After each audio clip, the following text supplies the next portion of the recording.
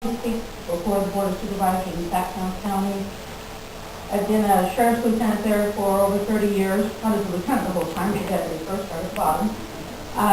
But I'm very nervous right now, and the reason I'm nervous is because I'm extremely frustrated, and this is a very personal issue to my family and I. My neighbors asked that I come speak to you today because it's not a full-blown hearing, and didn't think you'd want a whole bunch of us showing up today. But 8 years ago, some people moved in down the road from us with over 300 cockfighting roosters. As a law enforcement officer, I have responded to numerous of these types of facilities. I can't even tell you how many hundreds of times over 30 years. There's always things that are in common with these places. The first is the quality of life for anybody within a half a mile of the facility is completely devastated. Secondly, it's the criminal element that comes with cockfighting. Cockfighting is an underground racketeering type of activity. The last bust that I did, the guy had $50,000 for one cockfight in a wooden box. The entry fee was $500 for one rooster. This is not your little farm worker out behind the barn, with a couple of roosters on a Sunday afternoon while the women and kids go to church. That's what I used to experience. That's no longer what law enforcement experiences. The ability of law enforcement to come upon a cockfight is the proverbial needle in a haystack. And the only time you know about them is because somebody loses and they get pissed off and they call the sheriff's department to rat on their buddy. Or a neighbor who has not been intimidated over the years will actually call. We find that most neighborhoods and most people that live in these vicinities and adjacent to these cockfighting rooster mills are intimidated by the criminal element. And law enforcement and the drug enforcement agency has documented over and over the correlation between cockfighting and the distribution of methamphetamine into our neighborhoods and into our schools. And this goes back a long way. So I know I have 3 minutes. So here's my issue. Over the last 8 years, my neighbors and I have contacted county code enforcement. They have come out to this one property a minimum a dozen times. They have counted the roosters each time, and they've counted all the rest of the thousands and hundreds, said you need to reduce your number of roosters, and then they left. A couple of months later, they're back again. So we became frustrated. We met with Ms. Costello. Thank you for making the time to speak to our neighborhood. And she informed me that there's really nothing they can do because they are not allowed to issue citations. These people never go to court. In frustration, we contacted the district attorney's office. And we actually said, hey, contact animal control because they take care of the noise issue. Not the criminal issue, the noise issue. We've been to court. They were cited. They were fined $400. They paid their fine, and they increased the number of their roosters.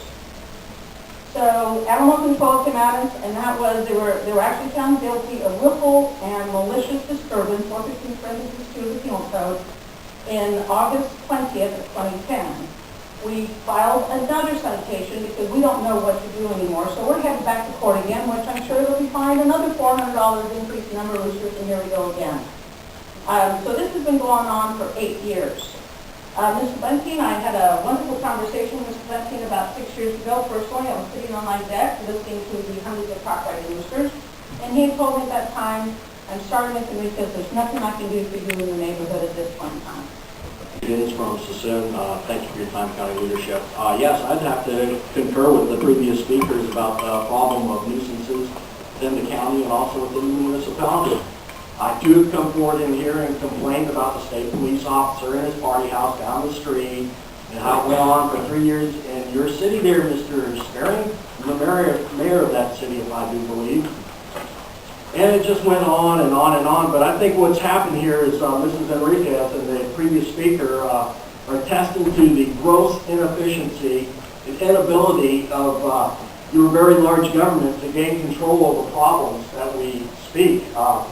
Indeed, I have to take exception to your shamanistic proclamation of this being National County Month here in Solano County. It seems to be always National County Month here in Solano County, where you, as big government are supposed to be failing us, but we clearly see all these mission, moral, and fiscal failures that are just ongoing. I don't see anything to cheer here about, as you've heard the previous speakers attest to.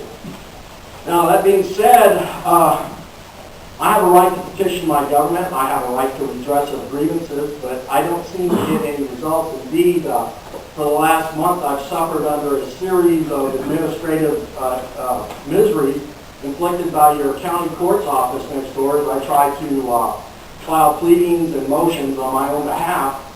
And I'm told, no, you can't do that. You don't have a right to petition your government.